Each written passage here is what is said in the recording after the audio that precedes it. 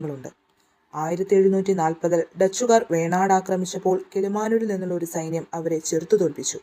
ഈ നേട്ടത്തിന്റെ അംഗീകാരമായി മാർത്താണ്ഡവർമ്മ കിളിമാനൂർ കൊട്ടാരത്തിന്റെ നിയന്ത്രണത്തിലുള്ള പ്രദേശങ്ങളെ നികുതിയിൽ നിന്ന് ഒഴിവാക്കി കുടുംബാംഗങ്ങൾക്ക് സ്വയംഭരണ പദവി നൽകി. ഇതിന്റെ ശിലാഫലകമാണ് ഇതിൽ കാണുന്നത്. പ്രവേശന കവാടം കഴിഞ്ഞ് ഉള്ളിലേക്ക് കടക്കുമ്പോൾ ആദ്യം കാണുന്ന കെട്ടിടം ചിത്രശാലയാണ്. രാജാരവിവർമ്മ തന്റെ ചിത്രങ്ങൾ വരച്ചിരുന്നത് ഇവിടെ വെച്ചാണ്. അദ്ദേഹം മരണമടയുന്നതും ഈ ചിത്രശാലയിൽ വെച്ചാണ്. ഇന്ന് ഇതൊരു കലാക്ഷേത്രം പോലെ ഇവിടെ വരുന്ന കലാകാരന്മാർക്കും ഗവേഷകർക്കും വേണ്ടി സൂക്ഷിക്കുന്നു.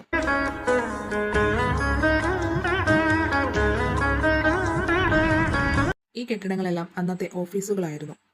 ഭരണ സംവിധാനങ്ങളുടെ പല വിഭാഗങ്ങൾ ഇവിടെ പ്രവർത്തിച്ചിരുന്നു.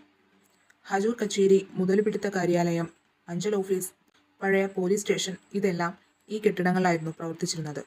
ഇന്നിത് പല ആവശ്യങ്ങൾക്കായി ഉപയോഗിക്കുന്നു.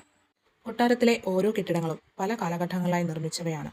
ഈ കാണുന്നതാണ് പുത്തൻ മാളിക. 1904 രാജാരവിവർമ്മ തന്റെ 60ാം പിറന്നാൾ ആഘോഷിക്കാൻ പ്രത്യേകമായി പണി കഴിപ്പിച്ചതാണിത്.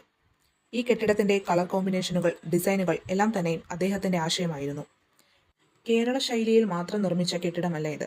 റൂഫ് ഓടാണെങ്കിലും ഇതിനൊരു European, Victorian, north Indian, Baroda പാലസിന്റെയൊക്കെ നിർമ്മാണ രീതി കൊണ്ടുവരാൻ അദ്ദേഹം ശ്രമിച്ചു. എന്നാൽ ഇതിന്റെ പണി പൂർത്തിയാകുന്നതിന് മുൻപ് തന്നെ അദ്ദേഹം നമ്മെ വിട്ടുപോയി.